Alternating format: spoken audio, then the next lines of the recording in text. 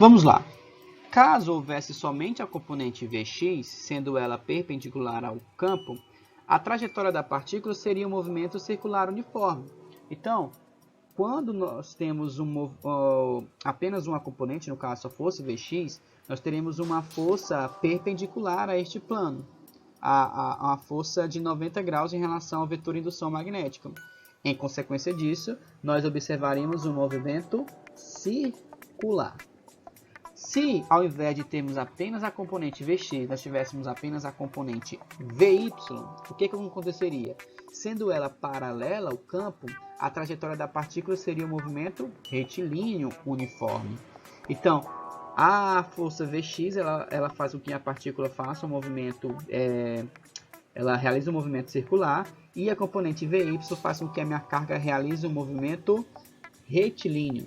Então, nós temos aqui, ao combinarmos as duas equações, as duas fórmulas, movimento circular e movimento retilíneo, nós iremos observar no próximo slide que essa minha partícula vai fazer um movimento helicoidal.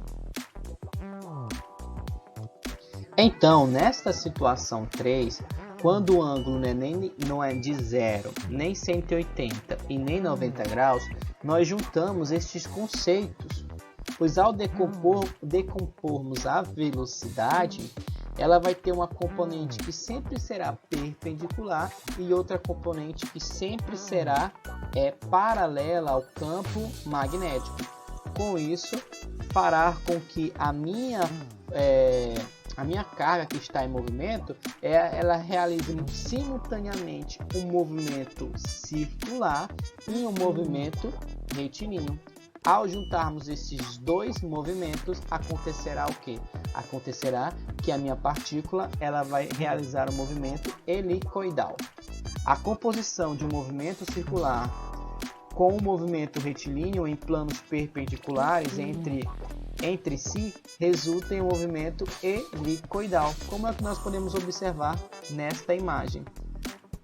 Por exemplo, como os dois movimentos são uniformes, a trajetória da partícula será helicoidal uniforme, como mostra a figura ao lado.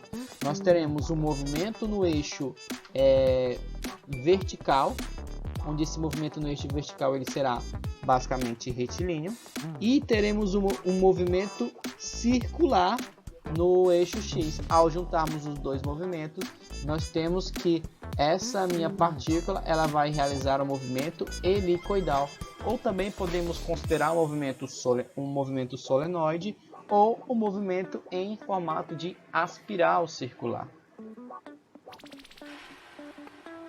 Com isso, queridos alunos, chegamos ao final de mais uma videoaula e de momento encerramos o conceito de força magnética. Aqui analisamos três situações, que foi a de 0 graus, quando esse movimento, quando os vetores indução magnética e velocidade de uma carga elétrica fazem um ângulo de 0 e 180, onde o movimento dessa carga vai ser um movimento retilíneo uniforme, e quando o ângulo ele é de 90 graus. Quando o ângulo é de 90 graus, nós temos que essa partícula realizará um movimento movimento circular.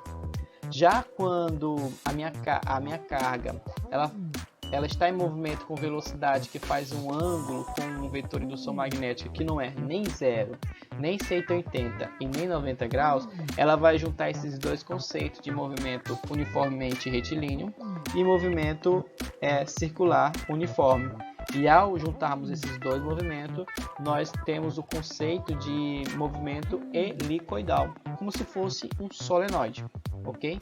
Com isso, chegamos ao final de nossa aula. Em caso de dúvida, venham até meu PV, pergunte lá no grupo. Estarei sempre à disposição para tirar as dúvidas de vocês. E é de suma importância que vocês comentem o nome e turma de vocês nos vídeos, pois a partir disso eu poderei verificar a participação de vocês nas minhas aulas, ok? Então, tchau, até a próxima.